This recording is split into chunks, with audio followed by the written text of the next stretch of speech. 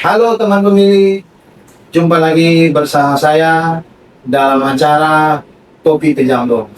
Kita obrolin pemilu di Pejambon. Sambil ngopi, kita ngobrol tentang pemilu. Let's go!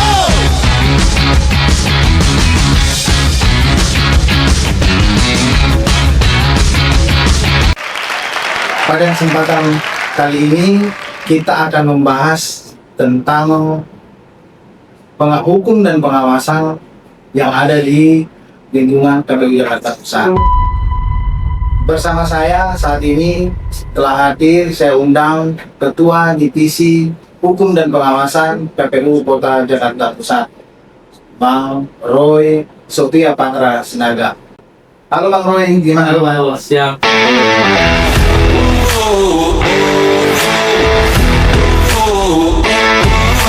Pasangan Sudah siap ya untuk ditanyain pada kesempatan kita di Komisi Jambon? wah, sangat siap. Sangat bahagia diundang oleh pasangan dalam podcast di teman pemilih siapa ini. Oke, baik, terima kasih. Kita mulai ya Bang Roy ya. Siap. Pertama kita mau tahu nih, sebenarnya ada namanya Divisi Hukum dan Pengawasan di KPU. Sementara kita tahu sebenarnya ada juga namanya Badan Pengawas Pemilu. Nah, sebenarnya apa sih tugas dari Divisi Hukum dan Pengawasan yang ada di KPU, khususnya yang ada di KPU Jakarta Pusat? Baik ya, sahabat pemilih. Kalau divisi hukum dan pengawas ini ada kita mengenal PKPU ya, PKPU di nomor 8 tahun 2019 tentang tata kerja Komisi Pemilihan Umum sampai tingkat anggota.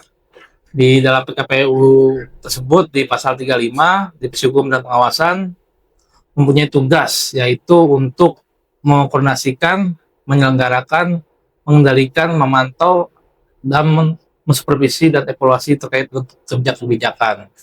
Yang pertama, menyusun rancangan keputusan KPU, kabupaten maupun kota. Terus, mentelaah hukum dan advokasi hukum. Setiap ada kebijakan-kebijakan yang ada di ini kita telah hukum dan mengadvokasi hukum. Ketika ada ya, yang menetapkan atau sebagai landasan itu kita harus advokasi hukum ketika ada yang ingin terjadi ataupun kasus per kasus itu kita telah dan mengadvokasi hukum tersebut. Yang berikutnya lagi dokumentasi dan publikasi hukum. Berikutnya lagi pengawasan dan pengendalian internal. Nah itu di dalam pengawasan internal itu ada kinerja SPP dan badan ad hoc sesuai dengan aturan sesuai dengan Undang-Undang tahun 2017 nomor 7 ya. Berikutnya lagi penyelesaian sengketa, proses tahapan, hasil pemilu, dan pemilihan serta non-tahapan dan pemilihan. Dan terakhir, penanganan pelanggaran administrasi, kode etik, dan kode perilaku yang dilakukan oleh PPK, PPS, sampai tingkat KPPS. Itulah menjadi tugas Komisi Divisi Pengawasan. Oke, baik Bang Roy. Jadi ternyata ada dua bagian besar ya. Yang pertama itu bagian mengenai tentang hukum yang khusus kepada kajian-kajian terhadap produk-produk hukum khususnya yang ada di KPU, dan juga publikasi terhadap produk-produk hukum yang ada di KPU termasuk yang dihasilkan oleh KPU Jakarta Pusat. Bagian yang lain ternyata dari sisi pengawasannya adalah bagaimana melakukan pengawasan terhadap internal yang ada di lingkungan KPU Jakarta Pusat dan juga kepada badan ad hoc. Nah, dalam hal ini Bang Roy, saya mau tanya bahwa dalam pemilu serentak tahun 2024, artinya pemilihan umum tahun 2024 dan kemudian pemilihan kepala daerah juga di November tahun 2024, kita punya badan ad hoc di tingkat kecamatan dan di tingkat kelurahan. Dalam proses penyelenggaraan kemarin, kita di Jakarta Pusat memang tidak ada kaitan ataupun bermasalah dengan masalah kode etik. Nah ini saya mau tanya kepada Bang Boy, apa yang menjadi kiat-kiat dari Divisi dan Pengawasan sehingga memang ad hoc kita ini profesional dan tidak ada yang dihadapi mengenai kasus-kasus kode etik. Silahkan Bang dijelaskan. Nah, bagi saya, setiap tugas itu adalah bagaimana setiap kita tugas itu tidak ada berapa hukum kepada teman-teman kita yang di bawah, itu badan ad hoc. Saya mengenal ketika saya kerja, yaitu dan pembekalan itu salah satu pencegahannya ya. Kalau bukan pembekalan, bimtek, serta pelatihan di badan ad hoc agar tata kerja tingkat kemampuan badan ad hoc itu dapat berkualitas dan kualitasnya lebih bagus lah, Pak. Terus agar semua badan ad hoc itu sesuai dengan jalur yang dikerjakan ya sesuai dengan perundang-undangan yang ada. Jadi jangan melenceng-melenceng, misalkan kalau kita ada ketemu calon peserta maupun calon dari manapun ataupun caleg-caleg, semuanya harus di kantor, tidak boleh ada di warung kopi. Itu salah satu pencegahan yang kita bilang semuanya. Dan ketika ingin melakukan kerja-kerja, badan ad hoc itu harus melakukan hal-hal yang sesuai dengan perundang-undangannya, yaitu dengan melakukan melihat sekitarnya bagaimana badan ad hoc itu bisa melihat sekitarnya agar tidak terpancing oleh hal-hal oleh calon peserta. Misalkan calon peserta ada di lapangan terus dikasih sedikit uang saku ataupun dan itu, nah itu juga dilarang bagi kita, itu tidak menerima di pada saat melakukan video di lapangan. Ya. Jadi ternyata itu ya Bang Roy, salah satunya tentunya dalam upaya pertama dilakukan pencegahan atau mitigasi kepada badan ad hoc, disampaikan terkait dengan peraturan-peraturan yang berlaku dan khususnya bagaimana menghadapi ataupun melakukan tugas-tugas baik yang kaitannya dengan bertemu dengan peserta partai sendiri ya.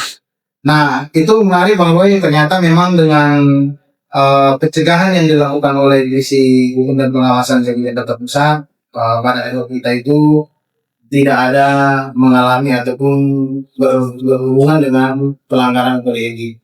Nah kita masuk ke yang berikutnya. Tadi sudah disinggung juga oleh Bang Roy terkait juga dengan pengawasan internal di lingkungan KPU Jakarta Pusat.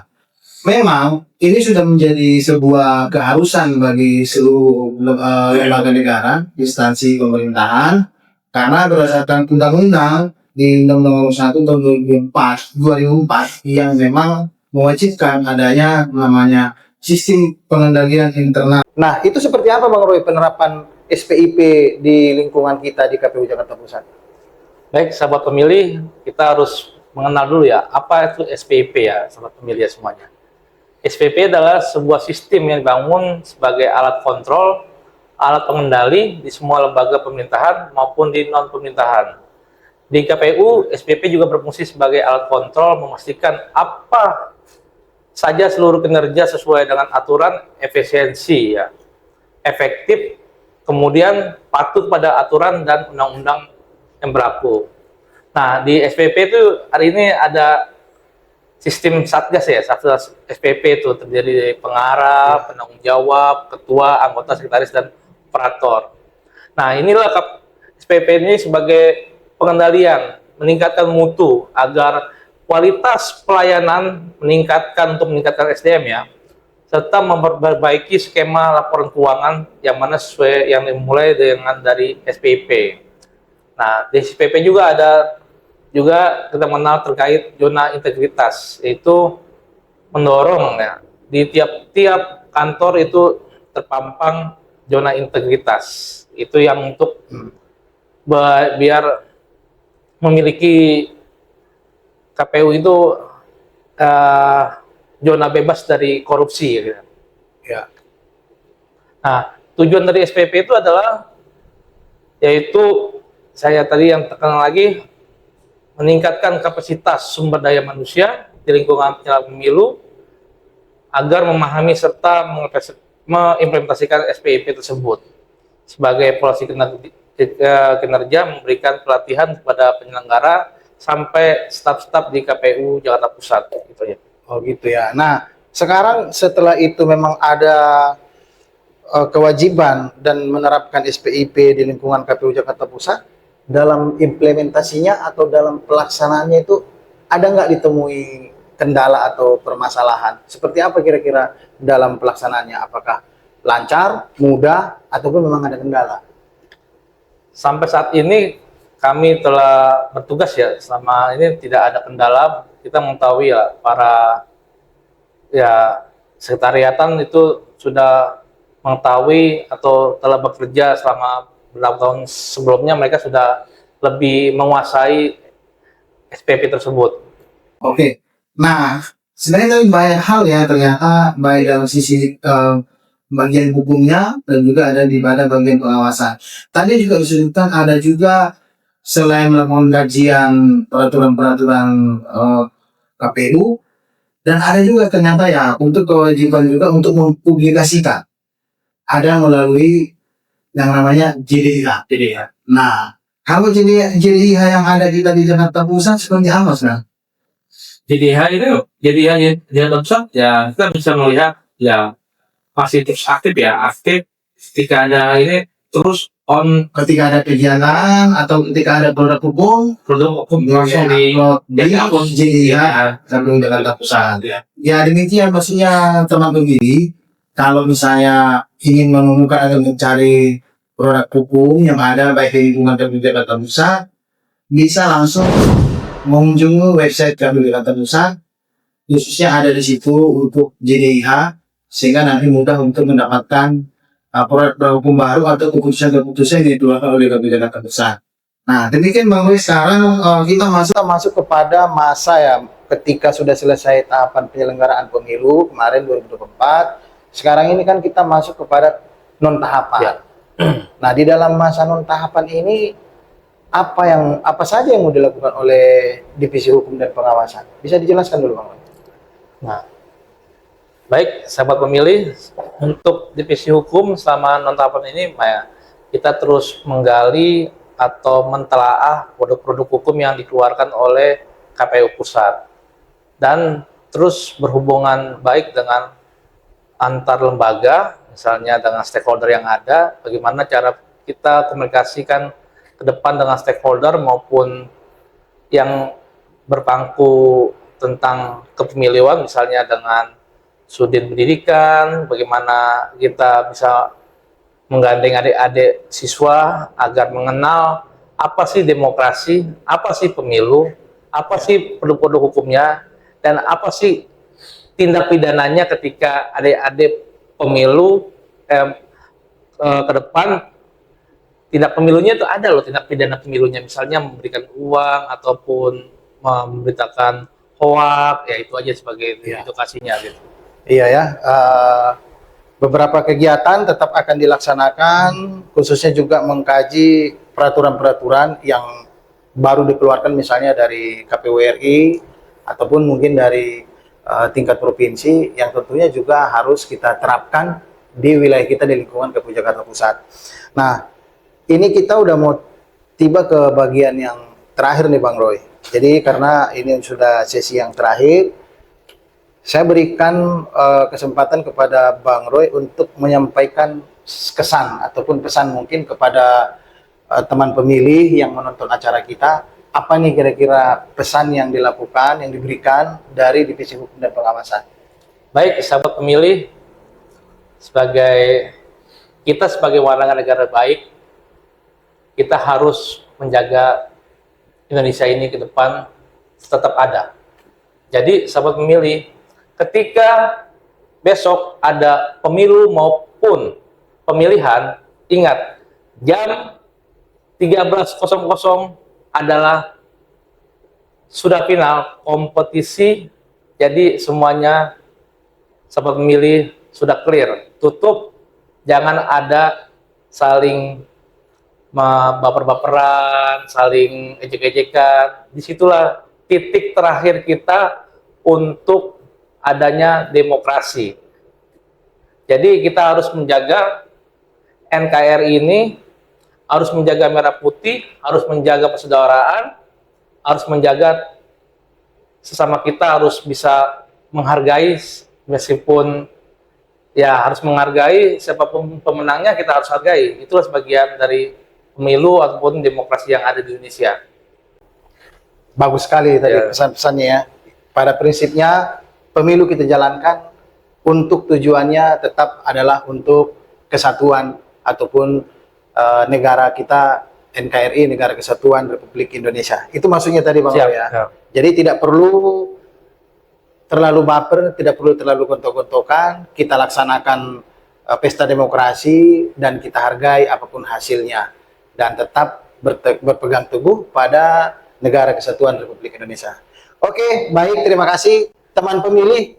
Demikian tadi obrolan kita bersama Ketua Divisi Hukum dan Pengawasan KPU Kota Administrasi Jakarta Pusat, Bang Roy Sophia Patra Sinaga. Terima kasih Bang Roy, kita salaman dulu. Siap. Bisa sambil diminum kopinya. Wah, mantap nih kopi Pejambon. Teman-teman pemilih, demikianlah tadi obrolan kita bersama Ketua Divisi Hukum dan Pengawasan KPU Jakarta Pusat. Kita membahas terkait dengan tugas-tugas dan fungsi di Divisi Hukum dan Pengawasan, baik dalam pengendalian internal dan demikian juga terkait dengan bagaimana penegakan kode etik di Badan Pemkop. Tibalah kita kepada penghujung acara. Dalam acara Kopi Pejambon, kita obrolin pemilu di Pejambon. Sambil ngopi, kita ngobrol tentang pemilu. Jangan lupa subscribe, like, dan komen pada akun YouTube KPU Jakarta Pusat supaya kami dapat terus lebih semangat untuk mengembangkan acara-acara podcast dalam acara Kopi Pejambon. Sampai bertemu lagi dalam acara selanjutnya.